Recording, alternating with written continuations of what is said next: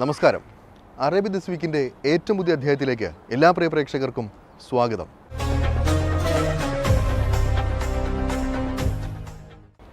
Dubai world cup ലോകമെമ്പാടുമുള്ള കുതിരപ്രേമികൾ കാത്തിരിക്കുന്ന മത്സരങ്ങളിലൊന്ന്. അതിന് കളമുണരാൻ ഏതാനും ദിവസങ്ങൾ മാത്രമാണ് ഇനി ബാക്കിയുള്ളത്. $30 മില്യൺ ഇത്തവണ ദുബായ് വേൾഡ് കപ്പിൻ്റെ സമ്മാനത്തുക.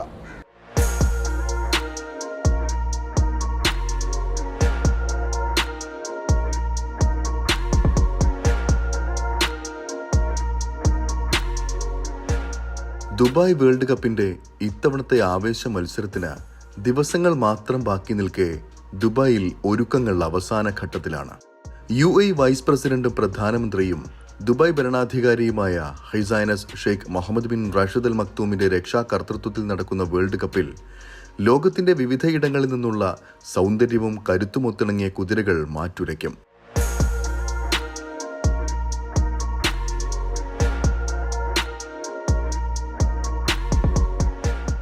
മത്സരത്തിൽ പങ്കെടുക്കുന്ന ആളുകൾ തങ്ങളുടെ മുന്തിയ ഇനം കുതിരകളുടെ ശേഖരം വളരെ അഭിമാനത്തോടെയാണ് അവതരിപ്പിക്കുക. ലോകമെമ്പാടുമുള്ള കുതിരസ്നേഹികൾ ആവേശത്തോടെ കാത്തിരിക്കുകയാണ് മത്സരത്തിനായി.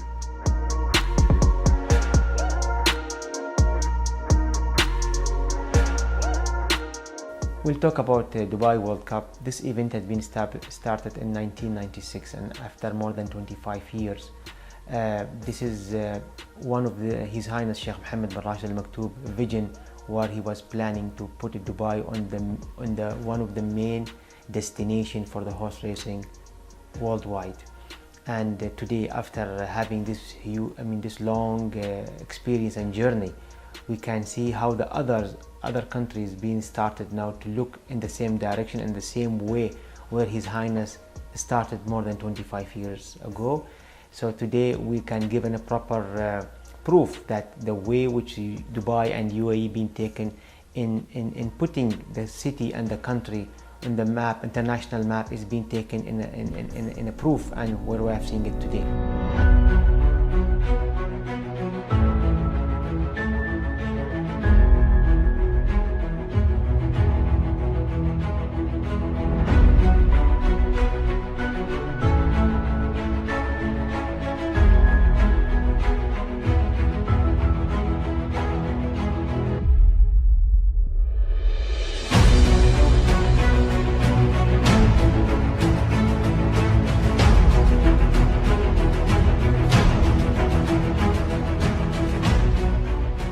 ആയിരത്തി 1996 ദുബായ് ഭരണാധികാരി തുടക്കമിട്ട വേൾഡ് കപ്പിന്റെ 28ാമത് എഡിഷനാണ് ഇത്തവണ നടക്കുന്നത്. എല്ലാ വർഷവും നവംബർ മാസത്തോടെ ആരംഭിക്കുന്ന ദുബായ് റേസിംഗ് സീസന്റെ പരിസമാപ്തി കുറിക്കുന്നത് വേൾഡ് കപ്പോടെയാണ്. അഥവാ ലോകമെമ്പാടുമുള്ള കുതിരസ്നേഹികൾ കാത്തിരിക്കുന്ന ലോകത്തിലെ ഏറ്റവും വലിയ സമ്മാനത്തുകയുള്ള മത്സരങ്ങളിൽ ഒന്നായ world കപ്പോടെ.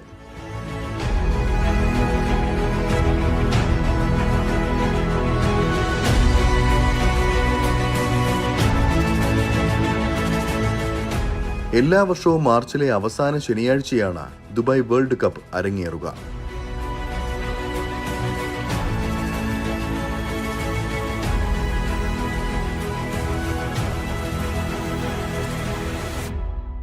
Basically, it's one of it is finalizing the Dubai racing season, and we are starting basically in November up to March, and this year we have restructured our racing in Dubai by having it whole international from the first meeting in Dubai. Having the final event will be Dubai World Cup in our season. Dubai World Cup is an example for Dubai and UAE, how we are able to host these kind of events with this big number of public attending, and top horse race rating worldwide are coming. Also, we are proving that how far we'll be able to accommodate this huge number of horses in one.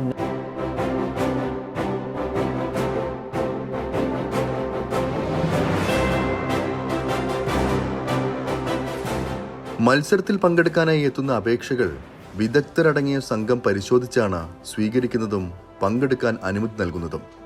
ഇങ്ങനെ ലോകത്തിന്റെ വിവിധയിടങ്ങളിൽ നിന്ന് കഴിവും അഴകും ഒത്തിണങ്ങിയ കുതിരകൾ മത്സരത്തിനായി ദുബായിലെത്തും.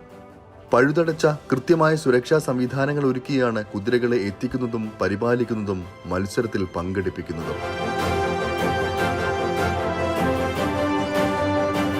വിമാനങ്ങളും കപ്പലുകളും അടക്കം സജ്ജീകരിച്ച് ലോകോത്തര സംവിധാനങ്ങളാണ് കുതിരകളെ സുരക്ഷിതമായി എത്തിക്കുന്നതിനായും പരിപാലിക്കുന്നതിനായും രാജ്യം ഒരുക്കാറുള്ളത്.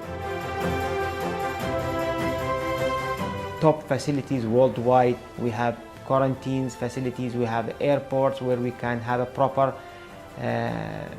handling these airports, aircrafts, and getting the best horses in the best way to reach to the stables and then participate and then go back to from where that's been came. So all these are a proof that how His Highness was a horse lover, and how today as a Dubai we have these facilities and we can always giving this to the world as one of the best facility for horse racing.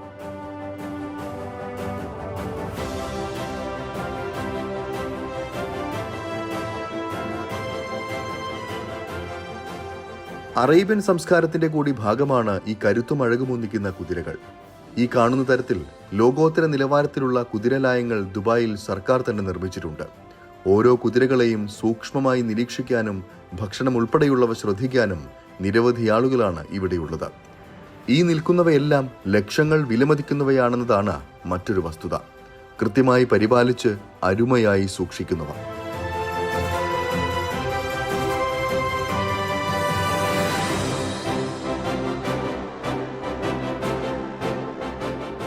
I have the rider, I have the groom, and plus the foreman. I need 3 people every day with 1 horse. You know, the rider, he get the saddle, the groom also, and the foreman, the 3. Because first I'm coming morning early, I check the horses. After put the saddle, we'll go. After the groom, he came, he take him to wash him, and after the foreman, he put bandaging, everything.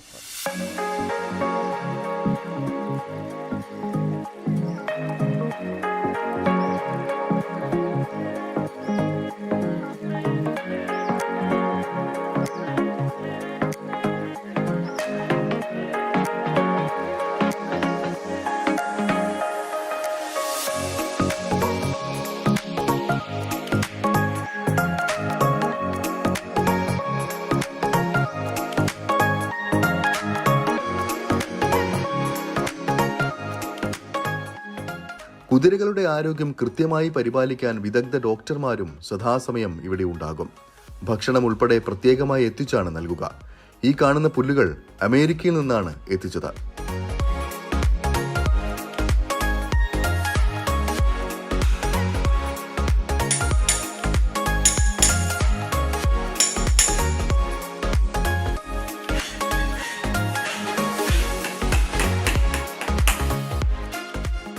ഒരു വിട്ടുവീഴ്ചയും ഒരു ഘട്ടത്തിലും വരുത്താതെ അകത്തെ താപനിലയടക്കം പ്രത്യേകം ക്രമീകരിച്ചാണ് ഇവയുടെ പ്രവർത്തനം.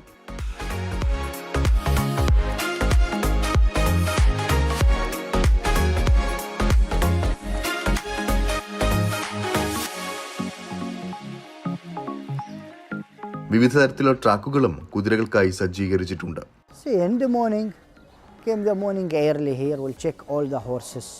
The sound horses, if you have some problem horses, cannot train him, you know, we'll keep him, we'll take care of him, we'll to call the doctor if you have some problem. But the normal one, we'll come in morning, we'll check him, we'll put the saddle to on for him, and after we'll go the truck, we'll train him, and again he came back, remove the saddle, we'll go to wash him all from the dirt, and you know some dirt is in the leg, we wash him, some horses will go swimming, and after we bring him here to walk dry. After we keep him in the box and we give him the feed.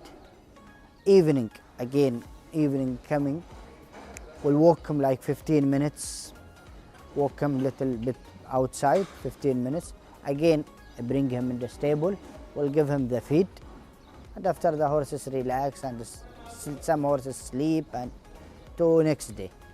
And also the facility here in Meydan, you have a swimming pool and you have a stable with the AC, all the barn Here you have AC. And after we'll train the horses, go the track.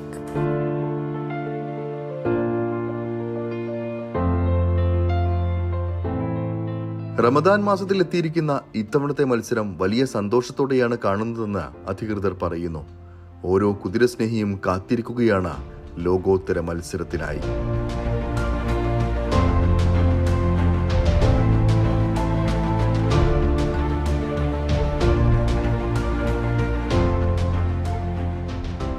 This is the second year we are hosting our event in Ramadan, and Ramadan basically we have seen to it and we have looked to it in a different angle basically, because we have thought that it will be a very good opportunity for us in Dubai and United Arab Emirates to exchange our culture, our religion, our way of living in Ramadan with the public and with international guests when they are coming and attending this event with us.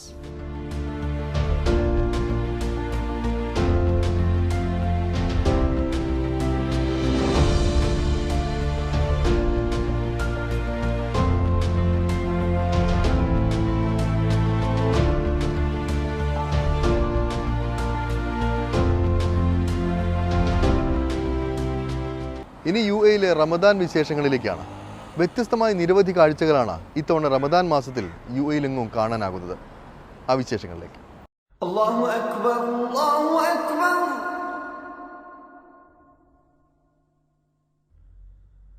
അല്ലാഹു അക്ബർ, അല്ലാഹു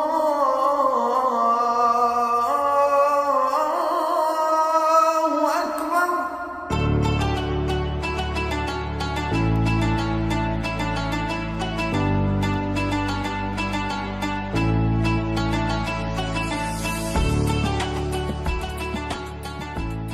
UAE-ലെങ്ങും പുണ്യ റമദാനെ ആവേശത്തോടെയും നിറഞ്ഞ മനസ്സോടെയും സ്വീകരിച്ച കാഴ്ചകളാണ്. ഇതിനിടയിൽ വ്യത്യസ്തമായ കാഴ്ചകളും ഇത്തവണത്തെ റമദാനിൽ നിറയുകയാണ്. അബുദാബിയിൽ നടന്ന നോമ്പുതുറയിൽ സാക്ഷാൽ UAE പ്രസിഡന്റ് തന്നെ നേരിട്ട് ഒപ്പമെത്തിയാണ് ആളുകളെ അത്ഭുതപ്പെടുത്തിയത്. പ്രവാസികൾ ഉൾപ്പെടെയുള്ള ആയിരങ്ങളാണ് അബുദാബി ഷെയ്ഖ് സായിദ് പള്ളിയിലെ നോമ്പുതുറയിൽ പങ്കെടുക്കാനായി ഓരോ ദിവസവും പള്ളിയിലെത്താറുള്ളത്.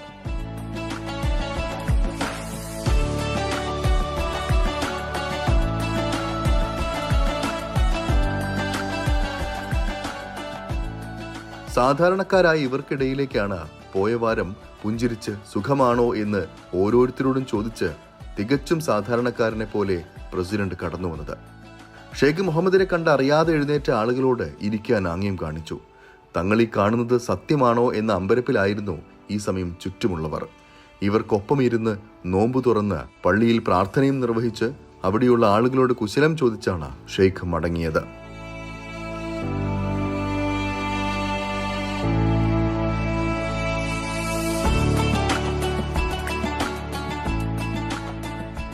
വ്യത്യസ്തമായ നോമ്പുതുറ സംഘടിപ്പിച്ച് ദുബായ് അന്താരാഷ്ട്ര വിമാനത്താവളവും പോയ വാരം ശ്രദ്ധാകേന്ദ്രമായി. വിമാനത്താവള ജീവനക്കാർക്കായി റൺവേയിലാണ് ഒരു ഇഫ്താർ സംഘടിപ്പിച്ചത്. ദുബായ് അന്താരാഷ്ട്ര വിമാനത്താവളത്തിലെ വ്യത്യസ്ത രാജ്യക്കാരായ ജീവനക്കാർ നോമ്പുതുറയിൽ പങ്കെടുത്തു. അസ്തമയ സൂര്യനെയും പറന്നിറങ്ങുകയും കുതിച്ചു പൊങ്ങുകയും ചെയ്യുന്ന വിമാനങ്ങളുടെയും അകമ്പടിയോടെ മനസ്സു നിറഞ്ഞ് ജീവനക്കാർ നോമ്പു തുറന്നു. വിഭവസമൃദ്ധമായ നോമ്പുതുറ വിഭവങ്ങളും വിമാനത്താവള അധികൃതർ ഒരുക്കിയിരുന്നു. രാജ്യത്തിന്റെ സംസ്കാരത്തെ ലോകത്തിന്റെ എല്ലാവരിലേക്കും എത്തിക്കുന്നതിന്റെ ഭാഗമായാണ് ഇത്തരമൊരു വ്യത്യസ്തമായ പരിപാടി സംഘടിപ്പിച്ചതെന്നാണ് വിമാനത്താവള അധികൃതർ അറിയിച്ചിരിക്കുന്നത്. തീർന്നില്ല. രാജ്യത്തെ കുടുംബങ്ങൾക്കും സന്ദർശകർക്കും റമദാൻ മാസത്തിന്റെ പുണ്യം അനുഭവിച്ചറിയാനും വ്യത്യസ്ത സംസ്കാരങ്ങളുമായി ഇടപഴകാനുള്ള അവസരങ്ങളാണ് വിവിധ എമിറേറ്റുകളിൽ അധികൃതർ ഒരുക്കിയിരിക്കുന്നത്.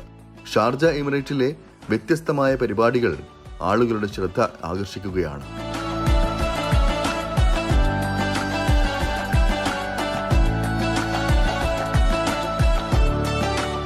Sharjah chamber of commerce and ഇൻഡസ്ട്രിയുടെ പിന്തുണയോടെ ഷാർജ എക്സ്പോ സെന്ററിൽ സംഘടിപ്പിക്കുന്ന റമദാൻ നൈറ്റ്സിന് കഴിഞ്ഞ ദിവസം തുടക്കമായി. Sharjah chamber of commerce and ഇൻഡസ്ട്രിയുടെയും ഷാർജ എക്സ്പോ സെന്ററിന്റെയും chairman Abdullah Sultan Al Owais ആണ് എക്സിബിഷന്റെ ഉദ്ഘാടനം നിർവഹിച്ചത്.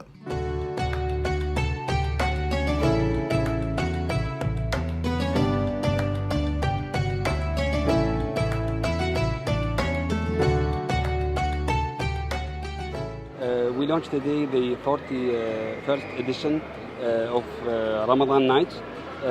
The exhibition is part of Sharjah Ramadan Festival, and it is organized by Expo Center Sharjah and supported by Sharjah Chamber of Commerce. The show is one of the main attractions during the holy month of Ramadan. We have more than 200 exhibitors from different countries. We have from UAE, we have from India, and we have international brands participating with us. Around 500 brands exhibiting here.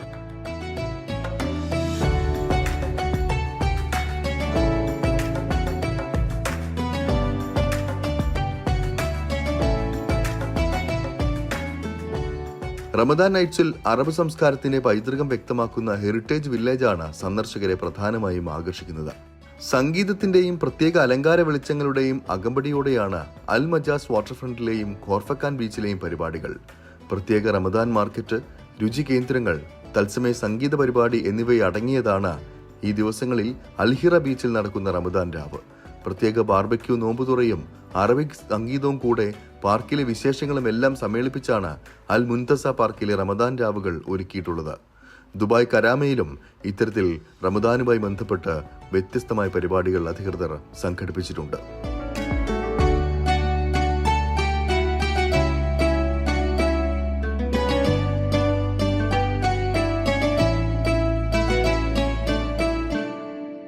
രാജ്യത്ത് അനധികൃതമായി തങ്ങുന്നവർക്കായി ഒരു പൊതുമാപ്പ് പ്രഖ്യാപിച്ചിരിക്കുകയാണ് Kuwait. 4 വർഷത്തിന് ശേഷമാണ് രാജ്യം ഇത്തരത്തിൽ ഒരു പൊതുമാപ്പ് പ്രഖ്യാപിച്ചിരിക്കുന്നത്.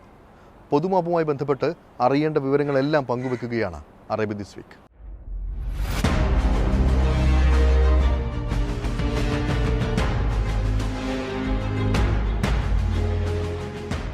അനധികൃത താമസക്കാരായ പ്രവാസികൾക്ക് പിഴയോ ശിക്ഷയോ കൂടാതെ രാജ്യം വിടുവാനോ അല്ലെങ്കിൽ പിഴയടച്ചുകൊണ്ട് താമസരേഖ നിയമവിധേയമാക്കുവാനോ അവസരം നൽകിക്കൊണ്ട് കഴിഞ്ഞ ആഴ്ചയാണ് കുവൈത്ത് ആഭ്യന്തര മന്ത്രാലയം പൊതുമാപ്പ് പ്രഖ്യാപിച്ചത്. മാർച്ച് 17 മുതൽ ജൂൺ 17 വരെ 3 മാസക്കാലത്തേക്കാണ് ഇതിനായി സമയപരിധി അനുവദിച്ചിരിക്കുന്നത്. രാജ്യത്ത് 1,30,000-ഓളം അനധികൃത താമസക്കാരുള്ളതായാണ് കണക്കുകൾ വ്യക്തമാക്കുന്നത്. ഇവരെ പിടികൂടി നാട് കടത്തുന്നതിനായി കഴിഞ്ഞ 1.5 വർഷത്തോളമായി രാജ്യത്ത് ശക്തമായ സുരക്ഷാ പരിശോധനകൾ നടന്നുവരികയായിരുന്നു. ഇതേ തുടർന്ന് 40,000-ഓളം പേരാണ് കഴിഞ്ഞ 2 വർഷത്തിനിടയിൽ നാട് കടത്തപ്പെട്ടത്. ഇവരിൽ അനവധി ഇന്ത്യക്കാരും ഉൾപ്പെടും. എന്നാൽ രാജ്യത്ത് 4 മാസം മുൻപുണ്ടായ അപ്രതീക്ഷിതമായ രാഷ്ട്രീയ മാറ്റവും ഭരണരംഗത്തെ പരിഷ്കാരങ്ങളുടെയും ഭാഗമായാണ് ഇത്തവണ പൊതുമാപ്പ് പ്രഖ്യാപിച്ചത്. ആഗോള മാനുഷിക കേന്ദ്രമെന്ന കുവൈത്തിന്റെ ഖ്യാതിയെ ഉയർത്തിപ്പിടിച്ചുകൊണ്ട് അമീർ ഷെയ്ഖ് മിഷൽ അഹമ്മദ് സബാഹിന്റെ കാരുണ്യത്തിലാണ് പുണ്യമാസമായ റമദാനിൽ പൊതുമാപ്പ് അനുവദിച്ചിരിക്കുന്നത് എന്നാണ് പ്രഖ്യാപനം നടത്തവേ ഉപപ്രധാനമന്ത്രിയും ആഭ്യന്തരമന്ത്രിയുടെ ചുമതലയുമുള്ള പ്രതിരോധ മന്ത്രിയുമായ ഷെയ്ഖ് ഫഹദ് അൽ യൂസഫ് അൽ സൗദ് അൽ സബ വ്യക്തമാക്കിയിരിക്കുന്നത്.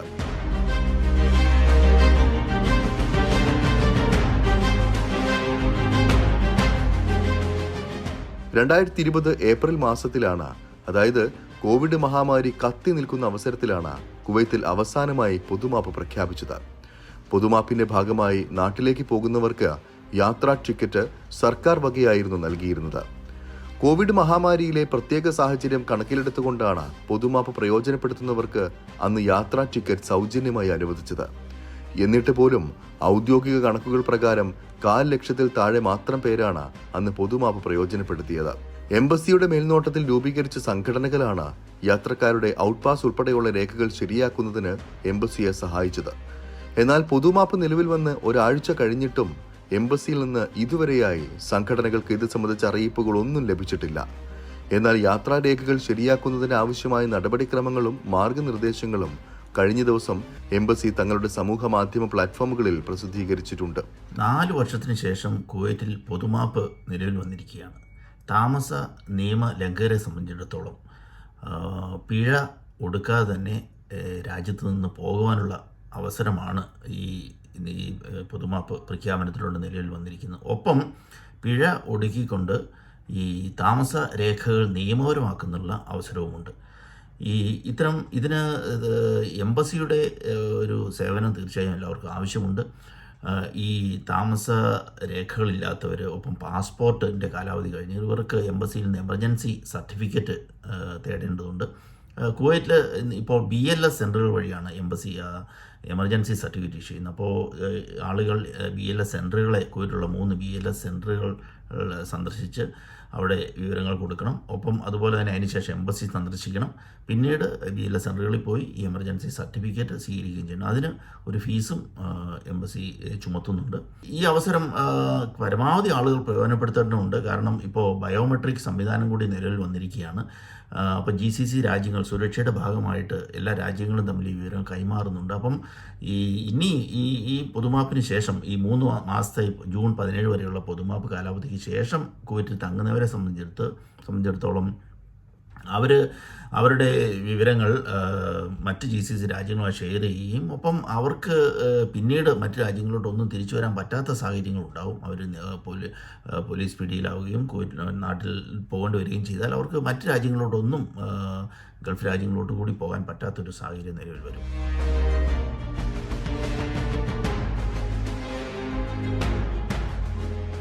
അതിനിടെ മുൻകാലങ്ങളിൽ എന്ന പോലെ പൊതുമാപ്പ് പ്രയോജനപ്പെടുത്താതെ രാജ്യത്ത് തങ്ങുന്നവർക്ക് ആഭ്യന്തര മന്ത്രാലയം ശക്തമായ മുന്നറിയിപ്പ് നൽകിയിട്ടുണ്ട്. പൊതുമാപ്പ് കാലാവധി കഴിഞ്ഞാൽ പിടിക്കപ്പെടുന്നവരുടെ ബയോമെട്രിക് വിവരങ്ങൾ ശേഖരിച്ച് രാജ്യത്തേക്ക് പ്രവേശിക്കുന്നതിന് ആജീവനാന്ത വിലക്ക് ഏർപ്പെടുത്തുമെന്നാണ് മന്ത്രാലയം അറിയിച്ചിരിക്കുന്നത്. ഇത്തരക്കാർക്ക് മറ്റ് ഗൾഫ് രാജ്യങ്ങളിലേക്ക് പ്രവേശിക്കുന്നതിനും തടസ്സമുണ്ടാകും. ഒറിജിനൽ പാസ്പോർട്ട് കയ്യിൽ ഒരാളുടെ കയ്യിലുണ്ട് എങ്കിൽ അയാളുടെ കയ്യിൽ സിവിൽ ID ഒറിജിനൽ ഉണ്ട്, ഏതെങ്കിലും പഴയ എക്സ്പയർ ആയ സിവിൽ ID ആയാലും കുഴപ്പമൊന്നുമില്ല, അതുണ്ട് എങ്കിൽ അവർക്കൊരു ടിക്കറ്റ് എടുത്ത് നേരെ എയർപോർട്ട് വഴി നാട്ടിലേക്ക് കയറിപ്പോകാം.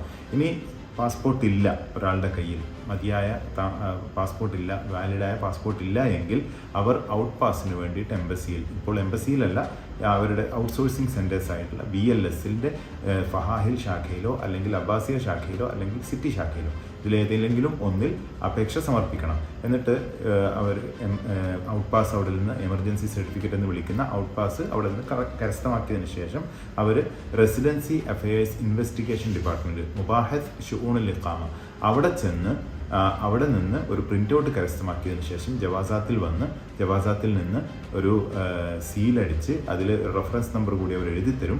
ഇത് കിട്ടിയതിന് ശേഷം ടിക്കറ്റ് എടുത്തുകൊണ്ട് അവർക്ക് നാട്ടിലേക്ക് കയറിപ്പോകാം. എന്തായാലും പലവിധ കാരണങ്ങളാൽ അനധികൃത താമസക്കാരുടെ പട്ടികയിൽ അകപ്പെട്ടു പോയവർക്ക് നല്ലൊരു അവസരമാണ് ഇത്തവണത്തെ പൊതുമാപ്പ് കാലാവധി കഴിഞ്ഞാൽ ഉടൻ തന്നെ രാജ്യം ഇന്നേ വരെ കണ്ടതിൽ ഏറ്റവും ശക്തമായ സുരക്ഷാ പരിശോധന ആരംഭിക്കുമെന്ന സൂചനയും അധികൃതർ നൽകുന്നുണ്ട്. ഇതിനാൽ തന്നെ അനധികൃത താമസക്കാരായി രാജ്യത്ത് ഇനിയും തങ്ങുന്നത് മുൻകാലങ്ങളെ അപേക്ഷിച്ച് അത്ര സുരക്ഷിതമായിരിക്കില്ല എന്ന് മാത്രമല്ല, മറ്റു ഗൾഫ് രാജ്യങ്ങളിലേക്ക് ജോലി തേടി പോകുന്നതിനുള്ള വാതിലുകളും എന്നേക്കുമായി കൊട്ടിയടയ്ക്കപ്പെട്ടേക്കും.